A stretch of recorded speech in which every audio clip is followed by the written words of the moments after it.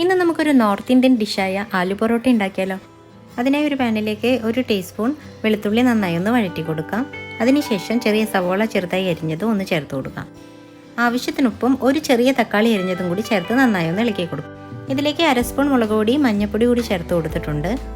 ഇനി ഇതിലേക്ക് 3 ഉരുളക്കിഴങ്ങ് നന്നായി ഒന്ന് ഉടച്ചത് ചേർത്ത് കൊടുത്തിട്ടുണ്ട്. 1/2 സ്പൂൺ കസൂരി മെത്തി കൂടി ഇട്ട് കൊടുക്കാം.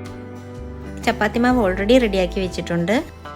ഇനി ഇതിൽ നിന്നും ഓരോ ബോൾസുകളായിട്ട് എടുത്ത് നമുക്ക് ഈ പതുക്കെ ഇതൊന്ന് പരത്തി കൊടുക്കാം. ഇനി ഇതിലോട്ട് ഫില്ലിങ് വെച്ച് കൊടുത്ത് വീണ്ടും ഒന്ന് നന്നായിട്ട് ഉരുട്ടിയെടുക്കാം. അങ്ങനെ എല്ലാം ഫില്ല് ചെയ്തിട്ടുണ്ട്. ഇനി ഇത് ഓരോന്നായിട്ട് പരത്തിയെടുക്കാം. ഇനി ഇതൊരു പാനിലോട്ട് ഇട്ട് കൊടുക്കാം. ഒരു വശം നന്നായി ഒന്ന് ആയതിനു ശേഷം നമുക്കിതൊന്ന് മറിച്ചിടാം.